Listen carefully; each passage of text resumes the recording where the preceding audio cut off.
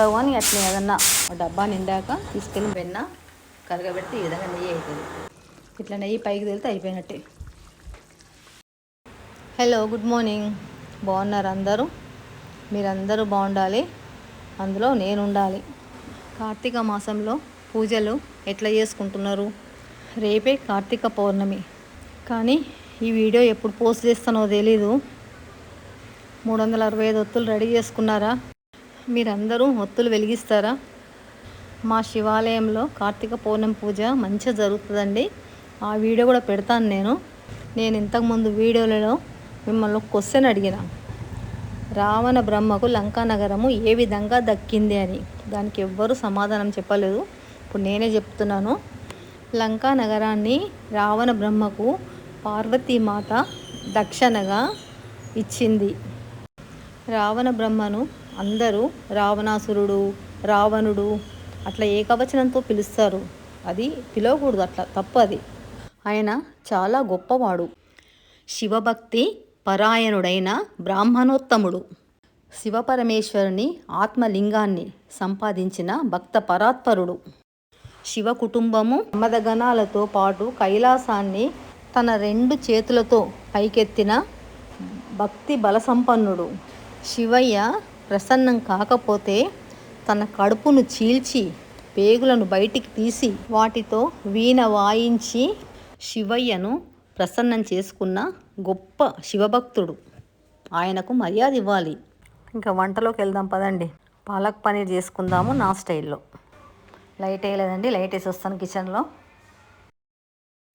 ఒకసారి తడి బట్టతో kitchen platform అంతా క్లీన్ చేసుకుందాము. మార్నింగ్ చేసిన అయినా మళ్ళీ ఒకసారి వంట చేసే ముందు చేస్తాను. క్లీనింగ్ అయిపోయాక ఇప్పుడు మా చెట్టుకు కాసిన బచ్చల కూర కట్ చేసుకుందామండి. ఇది మా చెట్టుకు కాసిందే, తెంపుకొచ్చాను. పెద్దగా ఆకులు చాలా బాగుంటాయి. బచ్చల కూర కట్ చేయడానికి కత్తి తెచ్చుకుంటాను. కట్ చేద్దాము. చిన్నగా కట్ చేయాల్సిన అవసరం ఏం లేదు, ఎట్లాగో మిక్సీలో వేస్తాం కాబట్టి ఒక ఆకులో 2 ముక్కలు అయ్యేట్టు కట్ చేసుకుంటే చాలు. కటింగ్ అయిపోయింది. స్టవ్ వెలిగించి కడాయి పెట్టిన. కట్ చేసిన స్పినాచ్ అంతా కడాయిలో వేసుకోవాలి. ఒక 1/2 గ్లాస్ వాటర్ తెస్తాను.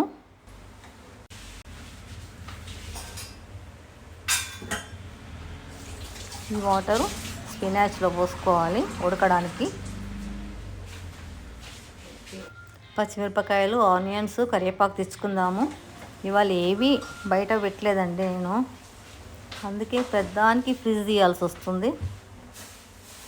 ఇది పచ్చిమిరపకాయలతో చేస్తానండి. స్పినాచ్ గ్రీన్గా ఉంటుంది కాబట్టి మన కూర కూడా గ్రీన్గానే ఉండాలి, అట్లా ఉంటేనే బాగుంటుంది. పచ్చిమిరపకాయలు కొంచెం ఎక్కువ వేసుకోవాలి. బచ్చల కూరకు కొంచెం కారం ఎక్కువ పడుతుంది. 15 పచ్చిమిరపకాయలు వేస్తున్నాను నేను, ఇవి కొంచెం కారమే ఉంటాయి. ఒకసారి అంతా బాగా కలిపేసుకోవాలి. కలుపుకొని మూత పెట్టేసుకుందాము.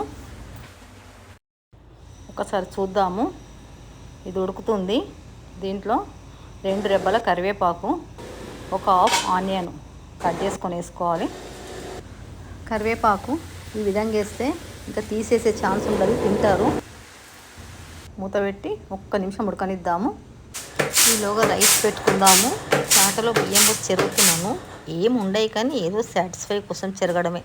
కొందరికి బియ్యం ఉంటేనే పురుగు పడుతుంది, నాకు ఒక్క పురుగు రాదు. మనము తడి తగలనియద్దండి, తడి తగిలితే పురుగు వస్తుంది.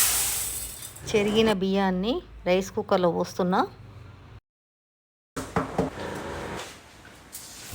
వాటర్తో వాష్ చేసుకోవాలి. బియ్యం కడిగిన నీళ్ళన్నీ వేస్ట్ చేయకుండా మొక్కలకు పోసుకోవాలి.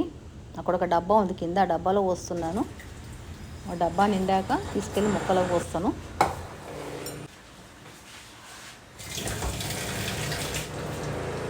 పక్కన కన్స్ట్రక్షన్ అవుతుందండి, డిస్టర్బ్ అవుతుంది బాగా.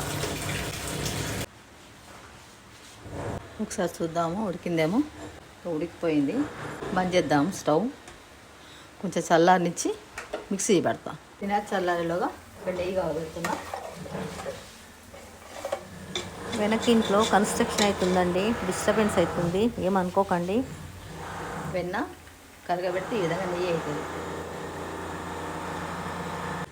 స్పినాచ్ చల్లారింది. దీంట్లో కొంచెం ఒక 5-6 రెబ్బల చింతపండు పెట్టినాను. కొంచెం మలబార్ స్పినాచ్లో కొంచెం చింతపండు ఉంటేనే బాగుంటుంది. ఇది మిక్సీలో వేసుకోవాలి. కడాయిలో ఉన్న పదార్థాలన్నీ మిక్సీ జార్లో వేసుకోవాలి. అంతా మిక్సీ పట్టుకుందాం ఇప్పుడు.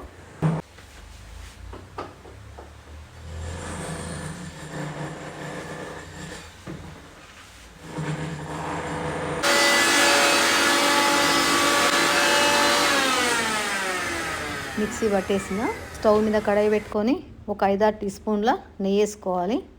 కొద్దిగా ఆకుకూరలకు నెయ్యి ఎక్కువనే పడుతుంది. ఒక పావు టీ స్పూన్ ఆవాలు, పావు టీ స్పూన్ జీలకర్ర, ఒక టీ స్పూన్ మెంతిపిండి, పసుపు అట్లాంటిది ఏం వేయకూడదు. దీని కలర్ చేంజ్ అయిపోతుంది. కలర్ చేంజ్ అవుతుంది. జస్ట్ ఒక హాఫ్ టీ స్పూన్ అల్లం వెల్లిగడ్డ పేస్ట్, ఇప్పుడు గుజ్జు పెట్టుకున్న మలబార్ స్పినాచ్ పేస్ట్. చిన్న మిక్సీ జార్లో రాలేదండి, అంతే పెద్ద మిక్సీ జార్ పెట్టిన.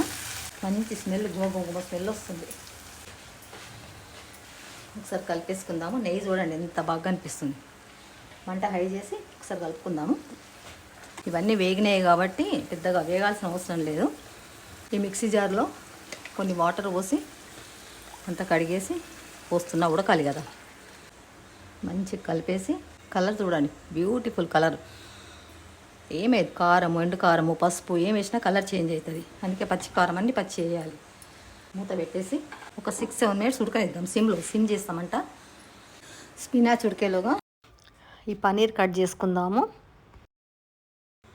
పన్నీర్ తీసుకురాగానే ఆ క్యూబ్ మొత్తము అట్లనే వేయించి పెట్టుకుంటాను నేను, కట్ చేయకుండా. మొన్న ఒకసారి ఆఫ్ వండిన, ఈ ఆఫ్ ఈరోజు వండుతున్నా. ముక్కలు కట్ చేసి వేయిస్తే కొంచెం కష్టమవుతుంది. పన్నీర్ను ముందుగా చూపించే విధంగా పొడుగ్గా కట్ చేసుకోవాలి. తర్వాత చూపించే విధంగా అడ్డంగా కట్ చేసుకోవాలి. చిన్న చిన్న క్యూబ్స్గా కట్ చేసుకోవాలి.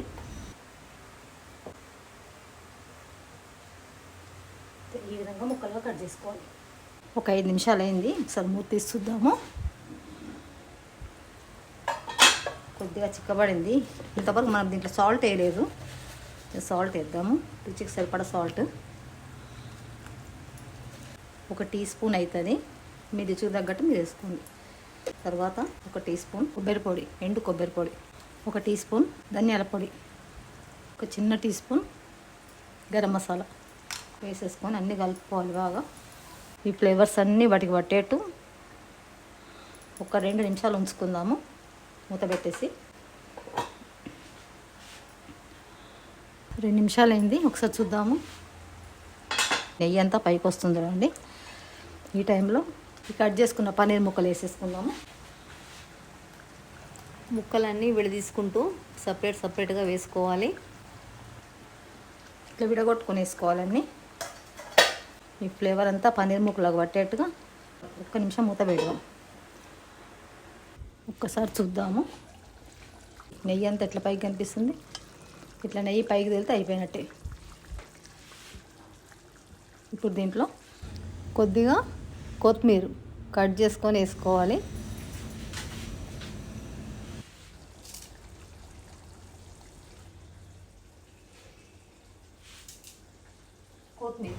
కొత్తిమీర అంతా వేసేస్తున్నా.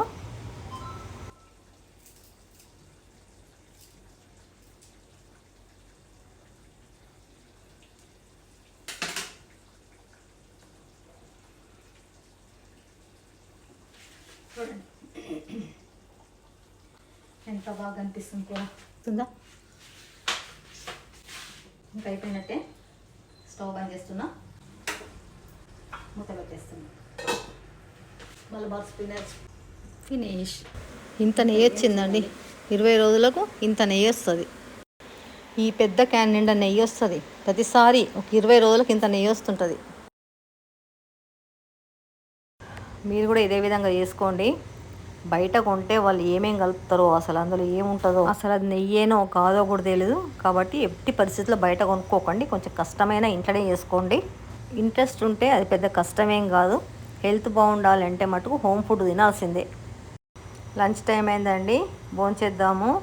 పెట్టుకుంటున్నాను మలబార్ స్పినాచ్ విత్ పన్నీరు. అన్నం వడ్డించుకుంటున్నాను. వేడివేడిగా ఉన్నాయి, అన్ని పొగలు వస్తున్నాయి చూడండి. మేము ఎప్పుడు ఈ విధంగానే వేడిగా తింటాము. జీవితంలో 3 పాలు అయిపోయింది, ఇంకొక పాలు ఉంది. ఆ ఒక్క పాల్లో ఎప్పుడు పోతామో తెలీదు. కాబట్టి ఉన్నంత వరకు వేడివేడిగా మంచిగా హెల్తీగా తినండి. పన్నీర్ ముక్క అండి, బచ్చల కూర కలుపుతున్నాను పన్నీర్ ముక్కతో.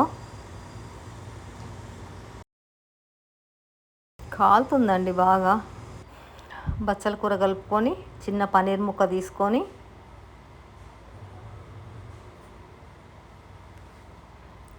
బచ్చల కూరలో పన్నీర్ ముక్క పెట్టుకొని దండం పెట్టుకొని అన్నపూర్ణ మాతం తలుచుకొని, అన్నపూర్ణే సదాపూర్ణే శంకర ప్రాణవల్లవే జ్ఞాన వైరాగ్య సిద్ధ్యర్థం భిక్షాం దేహీ చ పార్వతి మాతా చ పార్వతి పిత దేవో మహేశ్వర బాంధవ శివ భక్తాత్స సదేశ బోనితం దండం పెట్టుకొని తినాలండి. తిన్న మంచిగా అరుగుతుంది.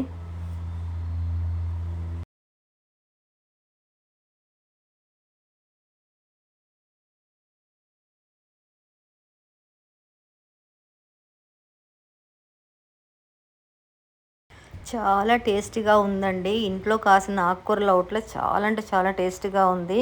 ఆ కలర్ చూడండి, న్యాచురల్ కలరు. మనము పసుపు ఎండుకారం పొడి అవి వేస్తే కలర్ మారిపోతుంది. ఈ కలర్ రాదు, ఈ టేస్ట్ రాదు. పసుపు ఎంత హెల్త్కి మంచిదైనా కూడా ఈ ఒక్క కూరలు వేసుకోకండి. కలర్ బ్యూటిఫుల్గా ఉంటుంది, టేస్ట్ కూడా అంతే ఉంటుంది. చాలా అంటే చాలా బాగుందండి. నేను చెప్పడం కాదు, మీరు చేసుకుంటే మీకు తెలుస్తుంది. ఇది ఇంట్లో కాసిన పాలకూర కాబట్టి ఇంకా మంచిగా ఉంది. సేమ్ ఇదే విధంగా చేసుకోండి, మీరు ఎంజాయ్ చేయండి, తప్పకుండా చేసుకోండి. బచ్చల కూర ఒకవేళ మీకు దొరకకపోతే బయట షాపులలో ఎక్కడ దొరకదు. ఇది పెద్ద ఆకుల బచ్చల కూర, దీంట్లో జిగురు కూడా ఎక్కువ ఉండదు.